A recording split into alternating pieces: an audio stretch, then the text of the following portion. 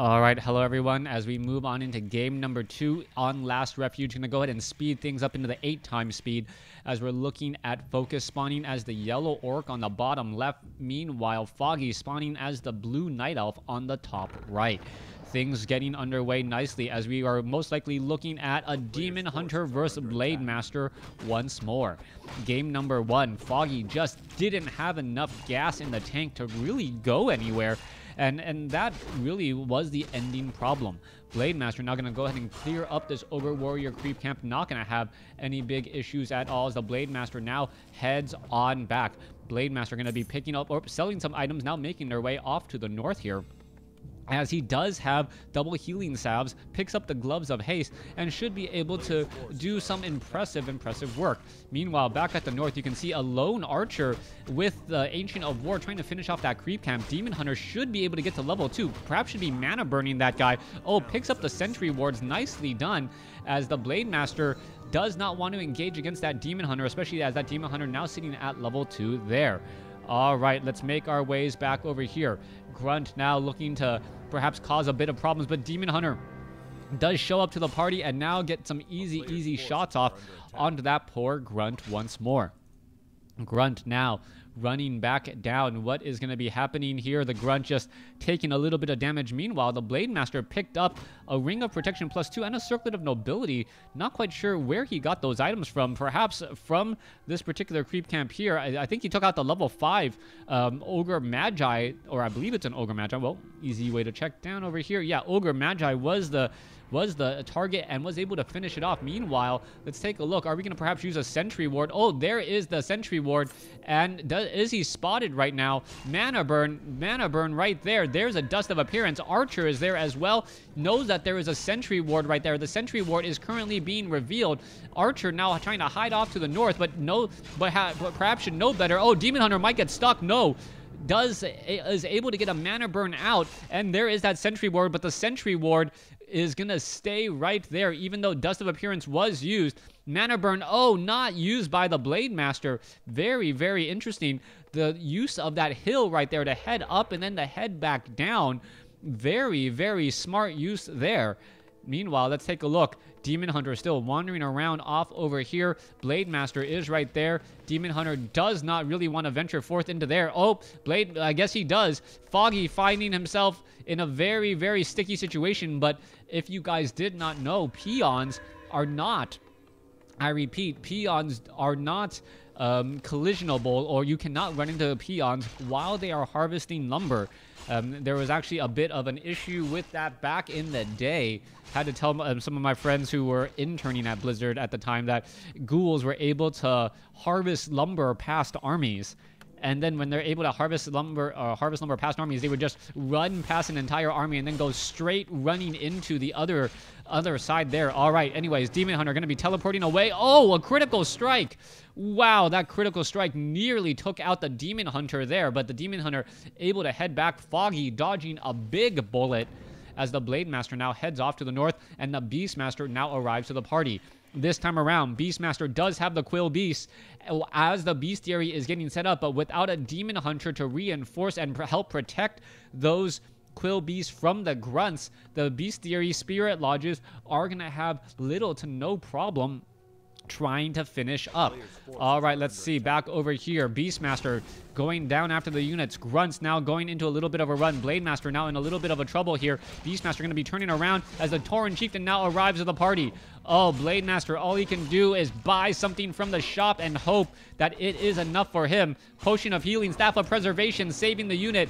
Wow, and that was just enough right there as the Blade Master, beautiful play by FoCuS, staying calm and cool during a rather dangerous situation there, nearly losing a level 2 Blade Master at this stage in the game.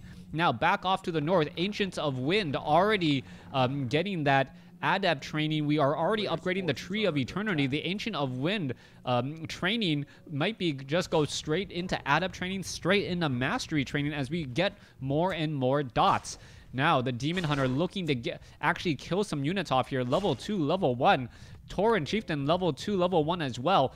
And this is a big difference from game number 1 where the Tauren Chieftain was able to level up to level 3 fairly quickly. All right, Quill Beast running around. Perhaps he should just turn around and do some damage, since he will be disappearing right there.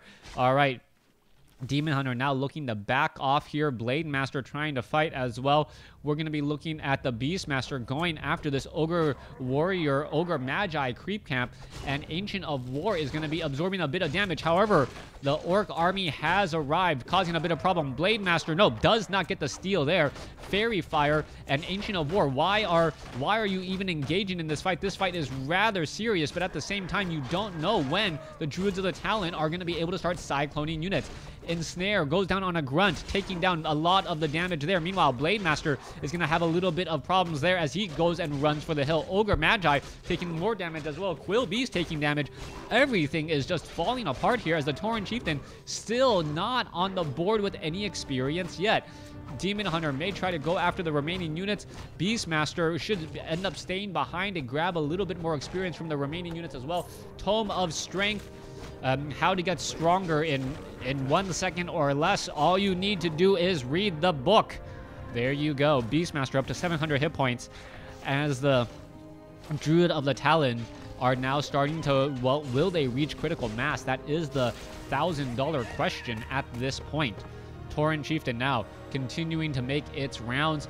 It is now going to be making its way off to the north here in just a second. Tauren Chieftain looking fairly strong. Sitting at level 1. He does need a bit more hit points. Perhaps should be using a healing salve. Meanwhile, it looks like there was a teleportation away once the Blade Master found out what was going on in his own neck of the woods. Scroll of Healing picked up by the Tauren Chieftain. That is a bit of a surprise. But with Spirit Link, it does make a lot of sense. I just don't think that FoCuS should have bought the Scroll of Healing just quite yet. Just because he doesn't have enough units and enough Spirit Walkers to justify it just quite. All right, let's go ahead and make our rounds a little bit more. We are at Tree of Eternity. Mastery training is now done. Mana just needs to come in slowly but surely, as we are looking at what's going to be following up in the final moments here. Quill Beast should actually be attacking the units that are trying to get healed and able to do a little bit of spotty damage there. Meanwhile, the Raiders off to the north, making sure that there is nothing off over here, nothing curious or to be spotted at all. All right, Wisp now making its way off to the north here. We'll see what will be happening next as we are looking at the Beastmaster making its way back down. All right, here we go. There's the engagement. Demon Hunter now trying to go in for a little bit of a fight. Blade Master gets cycloned up, and that's exactly what you don't want to see. All right, Goblin Tinker now also in a very sticky situation, but surrounds resolved by cycloning the Tauren Chieftain and taking him out of commission. Druids of the Talon, however, in a little bit of a dicey situation. The Druids of the Talon should be focusing down Grunts as well, since they do deal more damage to the Grunts than any other unit out on the field. Spirit Link now coming in as well, but this fight is just continuing to make its way through. All right, Goblin Tinker needs to drop down another Pocket Factory. There's a Disenchant. No more Spirit Link probably, as we are rather low on mana. The Druids of the Talon doing their best to fight back. Another Scroll of Healing counteracting everything else. As you can see, the Peons really are not absorbing that much damage. They haven't taken, well, maybe the Scroll of Healing have offset that already. All right, Beastmaster continuing the fight. Units now trying to back off here. Mana Burn, Potion of Invulnerability, Orb of Venom is actually going to be the big damage dealer in this fight now, as the Druids of the Talon fighting from a rather curious position. Staff of Preservation saves the Goblin Tinker, as we now see the units are now in a bit of a run. All right, Demon Hunter, are they going to be able to finish off any more units? That is the big question here. Take down a couple more hits, take down a couple more shots. Oh, there goes a Peon. There goes another one. Level 2 finally on the Beastmaster. It feels like it's been forever and a day since we saw a hero level, as we are now looking at only a level 2 Tauren Chieftain, a level 2 Blade Master at the 11-minute mark. All right, Quill Beast. Oh, that's going to give level 3 to the... Oh, wait, no, Time Life. Wow. Time Life preventing the experience gain right there. As I gotta say, Foggy is in a much better position here in game number 2 than he was in game number 1. Now, will the follow-up be enough? Goblin Tinker down to 300 hit points. He needs to get healed back up. Beastmaster, okay. Demon Hunter is all right as well. Are we going to see use of the moons, though? No, not at all, as we are already at nightfall. The Moonwells do not have the additional hit point or the additional mana, though, as the Hawk has not sent or has not been sent into play at all, allowing that Blade Master to do a bit of scouting. All right, Tauren Chieftain picking up another scroll of healing. Now is the time to use those, as we're looking at 47 over 50 compared to 46 over 50 with a little bit of extra gold in the bank. All right, Blade Master may accidentally spot something that doesn't want to be spotted. You can take a look at that. Wisp is right over here. There is an ensnare. Are we going to perhaps get a detonation? Where is the detonation? No detonation at all. Wow, what is going on? That was huge, as we now see the Quill Beast now coming into play here. All right. A big fight coming through. Ensnare now onto the Demon Hunter. Mana Burn onto the Tauren Chieftain. Tauren Chieftain now just standing up, standing around. There is another Cyclone. We may see another Disenchant here in just a moment. Demon Hunter, priority target. Mana Burn. Oh, does not Mana Burn the Tauren Chieftain in time, as we now have the Druids of the Talon trying to fight back here. All right, Immolation on the Blade Master. So the Blade Master doing his best impersonation of a Demon Hunter and gets killed for it. Wow, gets killed, and even though he had Immolation Aura, that Blade Master, very, very big unit there. Gonna go ahead and focus down one Spirit Walker. There you go. Are you gonna focus down more Spirit Walkers as well? There is another Spirit Walker taking a lot of damage. Demon Hunter may be able to finish it off with a Mana Burn. Come on, just finish it off. Nope, finishes off with a hit instead, as Foggy is looking to perhaps seal the deal here in just a second.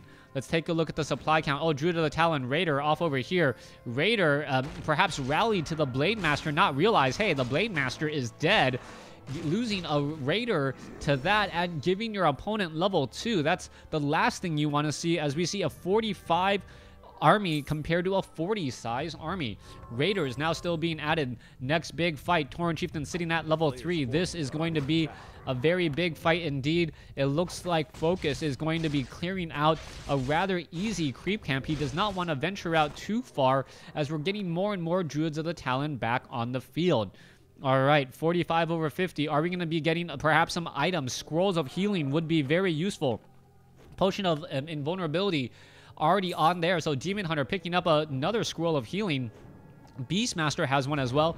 Goblin Tinker, well, I guess is the thrifty one in the family, not having any items from the shop, or any items for that matter. Not wanting to accessorize. Well, we'll see how that goes for him, as we now see the Hawk in play. All right, damage being dealt. Raiders now trying to run. Shockwave now going back through. Goblin Tinker lays down a Pocket Factory as the fight is now underway. Demon Hunter already in the front lines trying to fight back. There goes one Raider, as we are going to continue to see more and more units just falling to the wayside. All right, continuing to get more damage through. Blade Master still out of the question here. Tauren Chieftain is now up in the air, and let's just take a look at this. Raider after Raider after, come on, after Raider is falling right now, after Raider, and there is the GG. Foggy comes back and takes game number 2 in a very, very close game according to the score, but if you were watching the same game as me, it really felt like Foggy had a much better control of it all. Thanks for watching. Thanks for listening. Hope you guys enjoyed game number 2. Please stay tuned for game number 3.